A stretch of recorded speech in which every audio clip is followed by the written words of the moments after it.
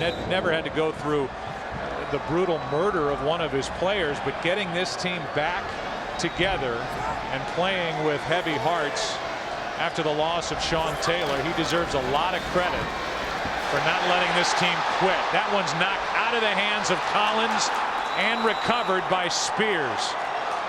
Demarcus Ware knocked it out. Tank Johnson got his hands on it, not Spears on the recovery, and Dallas will take over at the Washington 18-yard line. Demarcus Ware once again is everywhere.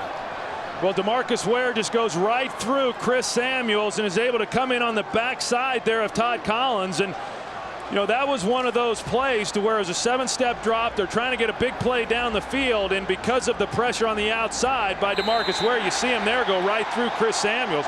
Just not enough time in order to pull that one off. So now the challenge flag has just been thrown out by Joe Gibbs. And the question obviously is, was it an empty hand going forward? If so, it's a fumble. The ball was still in the hand going forward. It's an incomplete pass. Washington is challenging the ruling on the field that it was a fumble. So we take a closer look from behind.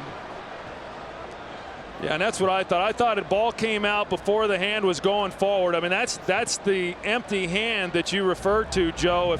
If the arm is going forward and there's no ball in the hand, then it's an empty hand, and therefore it's a fumble. You know, so I think Cowboys here are going to maintain possession, but you know, like I say, when you try to, you know, yeah, you want to create some big plays down the field. They've been able to do that, you know, here over the last several ball games. But when you've got a pass rusher like Demarcus Ware, you got to be a little careful. And they've not given Chris Samuels much help there on the outside.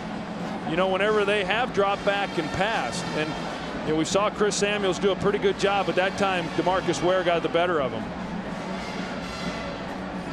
Well, this one could very well stay with the Dallas Cowboys. It looked to both of us like it was an empty hand and should be a fumble recovered by Tank Johnson. That's the bad news for Washington. The good news is in Denver, the Broncos have just gone ahead of the Vikings 14-3. The ruling on the field stands. The quarterback lost possession of the ball prior to his arm coming forward. Washington is charged with a timeout.